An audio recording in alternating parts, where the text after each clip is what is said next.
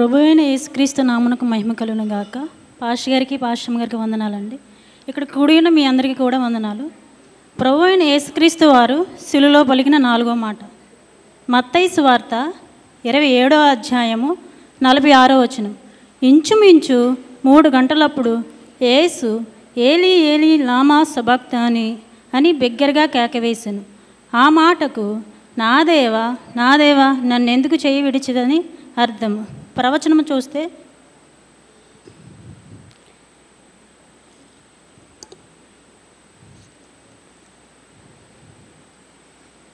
కీర్తన గ్రంథము 22వ కీర్తన.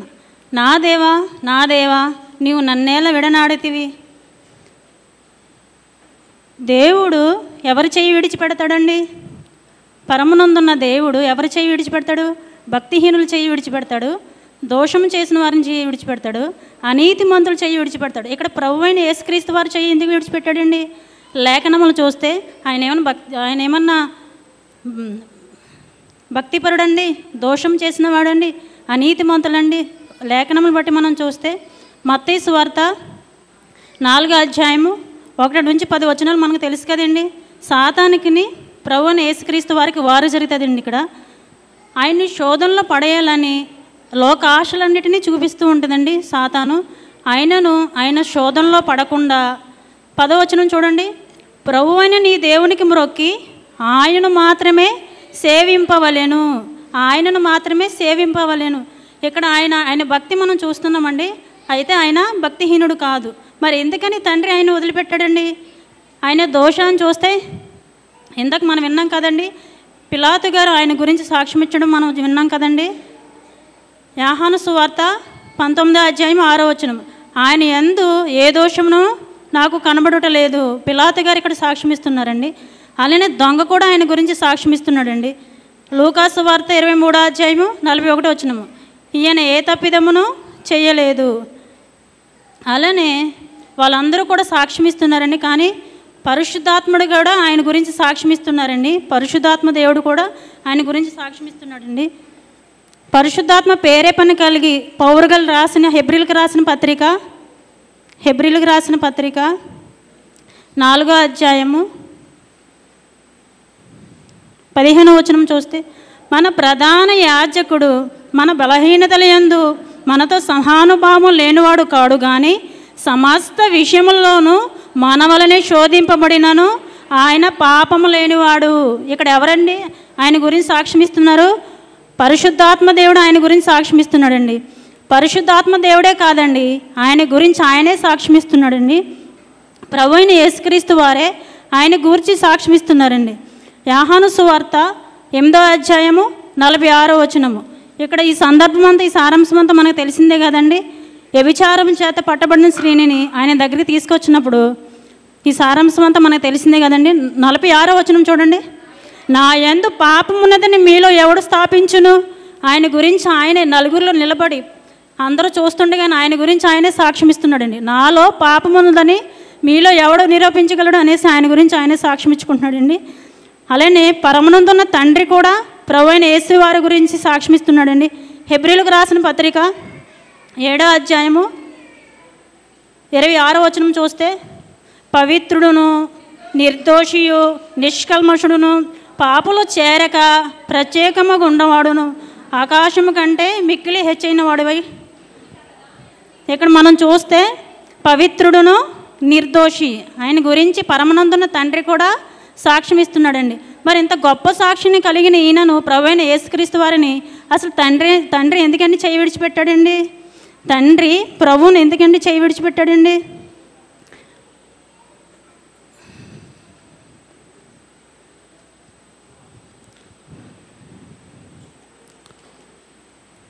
తండ్రి యేసువారిని చెయ్యి ఎందుకు విడిచిపెట్టాడండి? ఇప్పుడు విడిచిపెట్టాడంటే ఇంతకు ముందు పట్టుకుని ఉన్నాడనే కదండి అర్థం.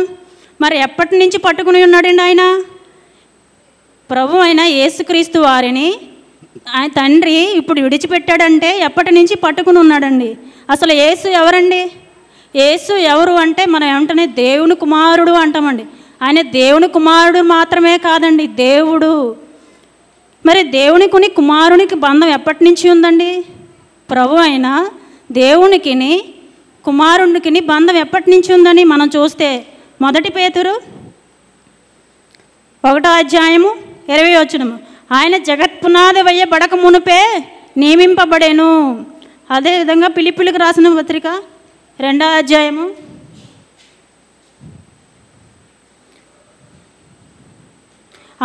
చూస్తే ఆయన అంటే యేసు, ఆయన దేవుని స్వరూపము కలిగిన వాడై ఉండి దేవునితో సమానముగా ఉండుట, దేవునితో సమానముగా ఉన్నాడండి. అలానే యోహాను సువార్త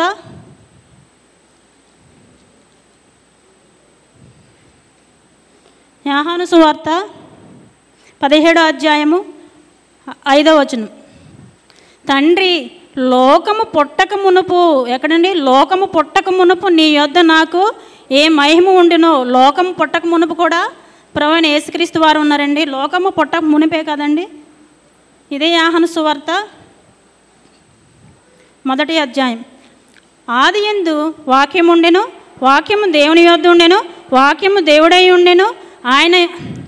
ఆయన ఆదియందు దేవుని యందు ఉండెను. సమస్తమును ఆయన లేకుండా, ఆయన అంటే యేసు, సమస్తమును యేసు మూలముగా కలిగెను. కలిగి ఉన్నది ఏదియు ఆయన అంటే యేసు, కలిగి ఉన్నది ఏదియు యేసు లేకుండా కలుగలేదు.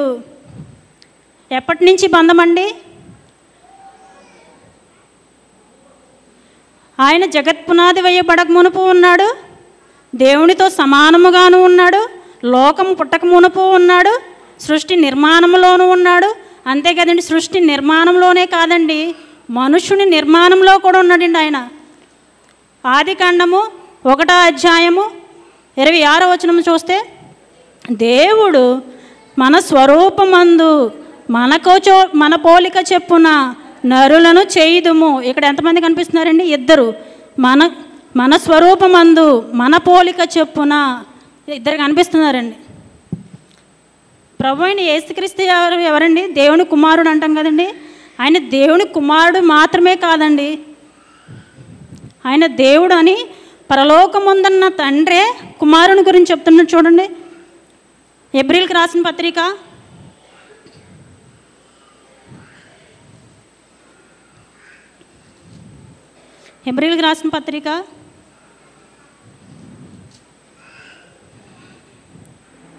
1:8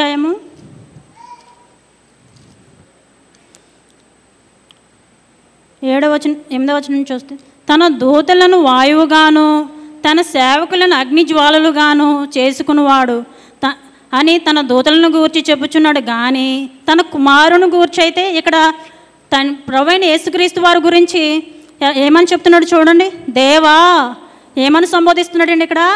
దేవా నీ సింహాసనము నిరంతరము నిలుచుచున్నది, నీ రాజదండము న్యాయార్థమైనది. అదే కింద 10 చూడండి.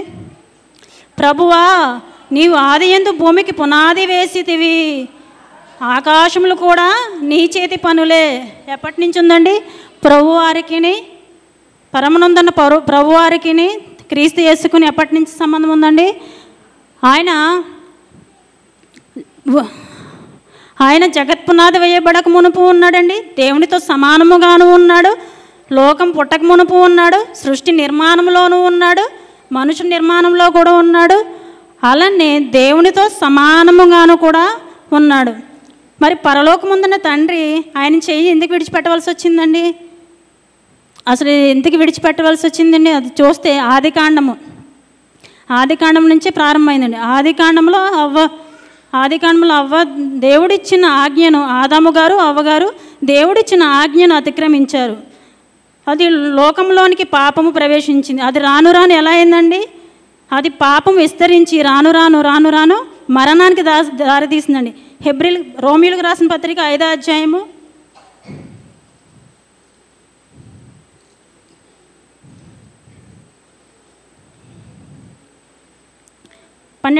చూడండి. ఎట్లుండగా ఒక మనుషుని ద్వారా పాపం ద్వారా మరణమును లోకములు ఎలాగూ ప్రవేశించునో అలాగనే మనుషులందరూ పాపము చేసినందున, అందరూ కూడా పాపం చేశారండి. మనుషులందరూ కూడా పాపం చేసినందున మరణం అనేది సంభవించిందండి. అలానే పాపం అనేది దేవునికిని మనిషికిని అడ్డముగా వచ్చేసిందండి. పాపం అనేది దేవునికిని మనిషికిని అడ్డంగా వచ్చేసింది. యెషయా గ్రంథము 59వ అధ్యాయము ఫస్ట్ నుంచి మధ్య నుంచి చూసుకుంటూ, మీ దోషములు మీకును మీ దేవునికిని అడ్డముగా వచ్చెను, మీ పాపములు ఆయన ముఖమును మీకు మరుగుపరచెను గనుక ఆయన ఆలకింపకున్నాడు.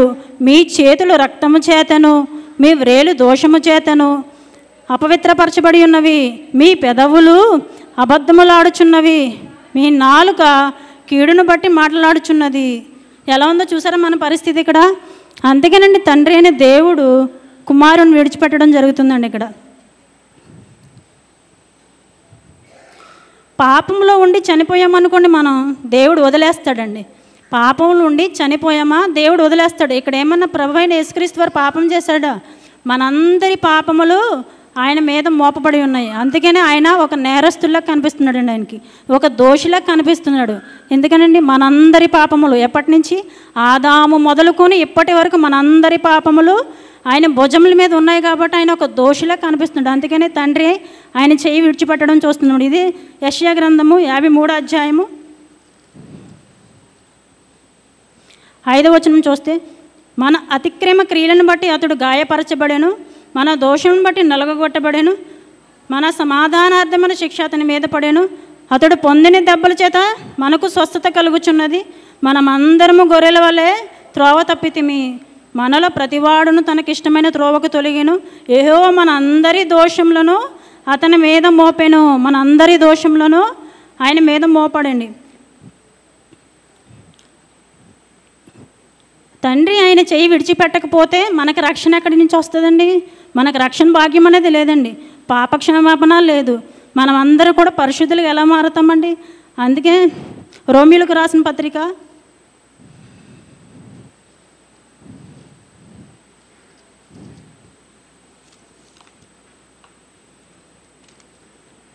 4వ అధ్యాయము 25వ వచనం చూస్తే, ఆయన మన అపరాధముల నిమిత్తం అప్పగింపబడి మనము నీతిమంతులుగా తీర్చబడుటకే లేపబడెను. మనము నీతిమంతులుగా తీర్చబడుటకే ఆయన లేపబడి ఉన్నాడండి. 2 కొరింథీ చూడండి,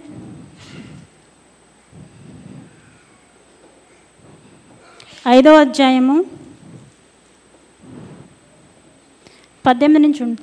సమస్తమును దేవుని వలనైనవి, ఆయన మనలను క్రీస్తు ద్వారా మనతో సమాధానపరుచుకుని ఆ సమాధానపరచు పరిచర్యను మాకు అనుగ్రహించును. అదేదనగా దేవుడు మరి అపరాధముల వారి మీద మోపక క్రీస్తు యేసునందు లోకమును మనతో సమాధానపరుచుకునొచ్చు ఆ సమాధాన వాక్యమును మాకు అప్పగించను. 21 చూడండి, ఎందుకనగా మనం ఆయన యందు దేవుని నీతి అగునట్లు పాపమెరుగుని ఆయనను మన కోసము పాపముగా చేసి ఉన్నాడండి. అపోస్తుల కార్యములు 20వ అధ్యాయము 28వ వచనం ఉంటుంది కదండి.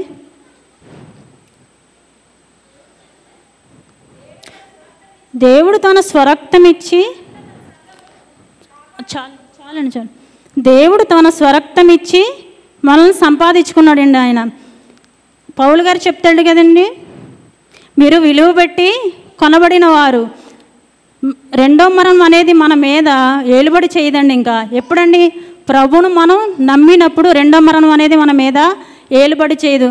అందుకే దేవుడు అంటున్నాడండి, నా దేవా నన్ను ఎందుకు చేయి విడిచిపెట్టితివి?